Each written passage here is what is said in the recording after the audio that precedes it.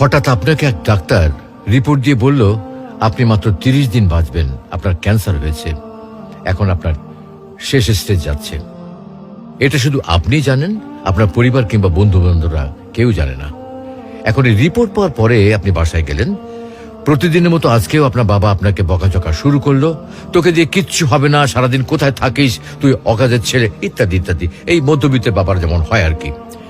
তখন কি প্রতিদিনের মতো আজও আপনি তর্ক করা শুরু করবেন, নাকি প্রাণ ভরে বাবার বকাগুলো শেষবারের মতো আরেকবার শুনে নেবেন? হঠাৎ আপনার মা এসে আপনাকে বলল, নে বাবা ভাতটা খেয়ে নে। আপনার মনে হবে এই বুঝি আপনার মায়ের শেষ হাতের খাওয়া, আপনি আর বাঁচবেন না। আপনি পরম তৃপ্তি নিয়ে খাবেন এবং আপনার কাছে মনে হবে এটা আপনার শ্রেষ্ঠ খাবার, যদিও ডাল ভাত হোক না কেন। আপনি বের হলেন, পুরনো এক বন্ধুর সাথে দেখা, আপনি যাকে মোটেও সহ্য করতে পারেন না, সব সময় তার সাথে কথা কাটাকাটি হয়, আজকেও সে আপনাকে কিছু কথা শুনিয়েও দিল। আচ্ছা, এখন কি আপনি তার সাথে তর্ক শুরু করে দেবেন?